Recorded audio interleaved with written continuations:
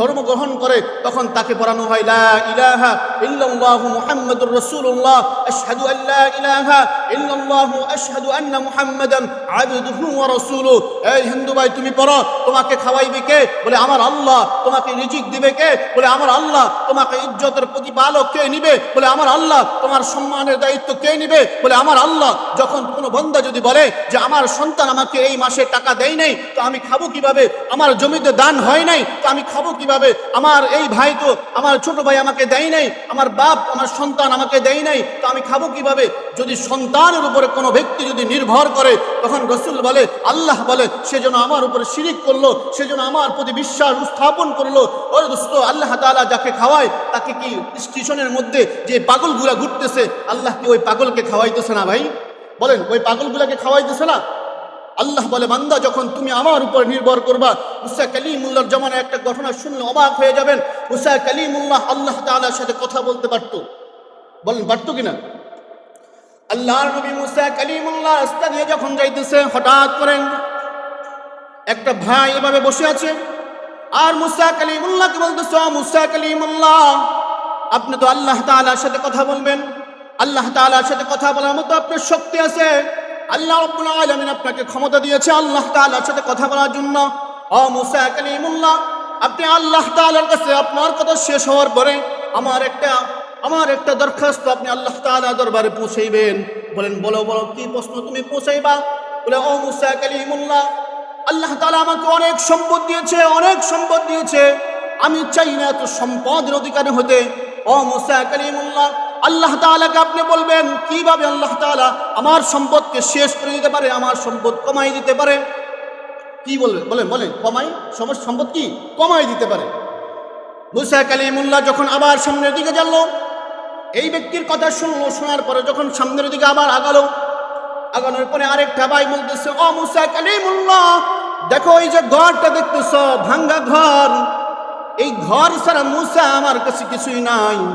এর মুসা কালিমুল্লাহ, আপনি আল্লাহর কাছে আমার নামে একটা দরখাস্ত প্রদান করবেন। বলে, কি দরখাস্ত প্রদান করবো তোমার নামে? বলে, আল্লাহ তাআলা শুধু আমাকে এই ঘরটা দিয়েছে, আমাকে থাকার সামান্য ঘরটা ব্যবস্থা করেছে। আল্লাহ তাআলা কেন আমাকে টাকা পয়সা আমাকে ইত্যাদি দেয় না? আল্লাহ কি দেখে না আমাকে? এর মুসা, তুমি আল্লাহকে জিজ্ঞেস করো। যখন মুসা আলাইহিস সালাম দুই ব্যক্তির কথা প্রথম শুনলো, শোনার পরে যখন সামনের দিকে আবার আগানোর পরে তখন সাথে সাথে দেখতেছে একটা মানুষ হাত নাই, পাও নাই, দুইটা পাও নাই, শুধু একটা সামান্য একটা দেহর অধিকারী হয়ে আছে। ওই ব্যক্তি মুসা কালিমুল্লাহকে ডাক দিয়ে বলল, এরা মুসা কালিমুল্লাহ, আপনার জন্য আমি ওয়েট করতেছি, সময়ের জন্য বসে আছে, আপনি কখন আসেন?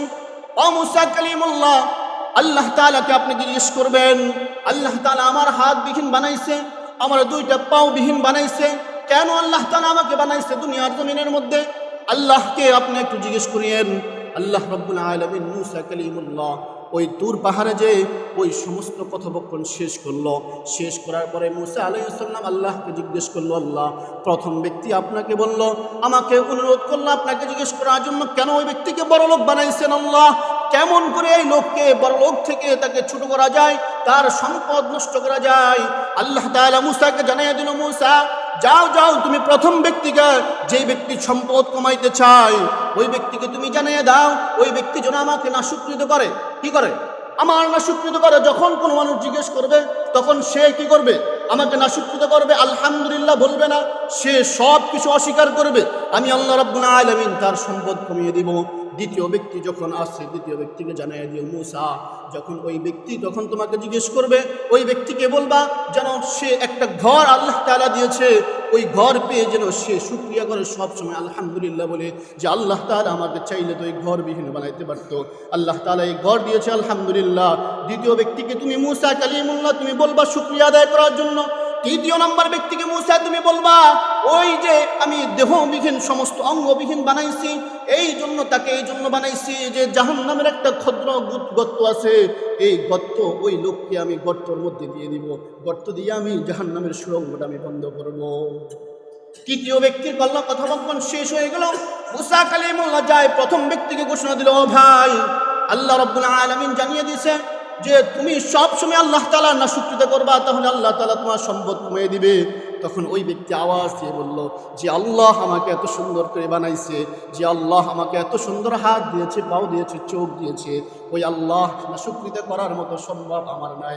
আল্লাহ সম্পদ বাড়াইয়ে দিল আমি খুশি, আলহামদুলিল্লাহ, কমাইয়ে দিল আমি খুশি, আমি কোনোদিন আল্লাহ তাআলার নাশুকরিতা করতে পারবো না। কি বুঝেন বলেন? বলছে তুমি নাশুকরিতা করবা, সব সময় আল্লাহ তাআলা তোমাকে দিছে, তুমি সব সময় অস্বীকার করবা, নাশুকরিতা করবা। আল্লাহ তোমাকে সুস্থ রেখেছে, সেটা অস্বীকৃতি করবা। আল্লাহ কামাইয়ে দিবে বললো না, আমার দ্বারা সম্ভব না, আমি নাশুকরিতা করতে পারবো না। দ্বিতীয় ব্যক্তির কাছে যখন যায় বলতেছে, ভাই আল্লাহ তাআলা তোমাকে যে ঘরটা দিয়েছে, এই ঘর দেখে তুমি আল্লাহ তাআলা দরবারে সব সময় বলবা, শুকরিয়া আদায় করবা। তখন ওই ব্যক্তি আফসোস করে বলতেছে, হায় আল্লাহ কি শুধু আমাকে দেখছে? আল্লাহকে আর কোনো মানুষকে দেখে না। আল্লাহকে শুধু আমাকেই বিপদ দিছে, আল্লাহকে আর কোনো মানুষ দেখে না। দেখেন, নাশুকরিতা করে, এই জন্য আল্লাহ কমাই দিছে। খেয়াল করেন, ওই লোক আফসোস করে মুসা কালিমুল্লাহকে বলতেছে, আল্লাহ কি শুধু আমাকে দেখছে, আর কি কোনো মানুষ দেখে না? আল্লাহ তাআলাকে আর কোনো মানুষ দেখে না। তখন দ্বিতীয়বার যখন মুসা কালিমুল্লাহ বলল, এই জন্য শুনুন, সাথে সাথে আল্লাহ তাআলার আযাব নেমে আসলো ওই ব্যক্তির জন্য। আল্লাহ তাআলা যে একটা ঘর দিয়েছে, ওই ঘর পর্যন্ত বাতাসে উড়াইয়ে নিয়ে চলে গেল। তখন আল্লাহ মুসা নবী কালিমুল্লাহ বলো, দেখছো তুমি নাশুকরিতা করার জন্য আল্লাহ তাআলা তোমার যে ঘরটা আছে, ঘরটা পর্যন্ত তোমার থেকে নিয়ে গেল। এরপরে তৃতীয় ব্যক্তিকে যখন মুসা কালিমুল্লাহ ঘোষণা দিল, ভাই তুমি বসে আছো ঘোষণা শোনার জন্য, শুনে যাও, আল্লাহ রাব্বুল আলামিন জানিয়েছে তোমাকে হাতবিহীন বানাইছে, পাওবিহীন বানাইছে।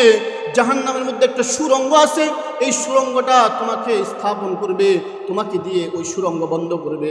তখন ওই ব্যক্তিকে বলল, সাথে সাথে আল্লাহ তাআলা দরবারে হাসি মুখে বলল, আলহামদুলিল্লাহ, আল্লাহ তো অবশ্যই জাহান্নামের সুরঙ্গ তো বন্ধ করার জন্য আমাকে তৈরি করেছে, এই জন্য মহান যে রব্বে করিম আমাকে তৈরি করেছে, এই জন্য আমি আল্লাহ রাব্বুল আলামিনের দরবারে শুকরিয়া আদায় করি। যখন আলহামদুলিল্লাহর আওয়াজ হওয়ার সাথে সাথে, খোদার কসম ভাই কিতাবের মধ্যে আসছে, সাথে সাথে আওয়াজ তো সাথে সাথে মুসা কালিমুল্লাহ দেখতেছে ওই ভাইয়ের সাথে সাথে হাত তৈরি হয়ে গেছে, পাও তৈরি হয়ে গেছে, সুন্দর দামাক হয়ে গেছে। ওই ব্যক্তি পরিপূর্ণ একজন মানুষ হিসেবে রূপান্তরিত হয়ে গেল। আল্লাহু আকবার! ওই ব্যক্তি পরিপূর্ণ একটা মানুষ হিসেবে রূপান্তরিত হয়ে গেছে। দোস্ত, এই রাওয়ায়াত হিসেবে সব কিছু জানা গেল যে আল্লাহ তাআলা দরবারে নিয়ামতের আদায় করে তো আল্লাহ তাআলা নিয়ামত বাড়াইতে থাকে। আর যে ব্যক্তি সামান্য বিপদের মধ্যে, সামান্য মুসিবতের মধ্যে আল্লাহ রাব্বুল আলামিনের দরবারে নাশুকরিতা আদায় করে, আল্লাহ বলেন আমি কোনোদিন তোমাকে সাফল্য অর্জন করবো না। এই জন্য যা আছে, যে অবস্থায় আছে, যতটুকু সুস্থ আছে, সবাই বলেন তো কি বলতে হবে? আলহামদুলিল্লাহ বলেন।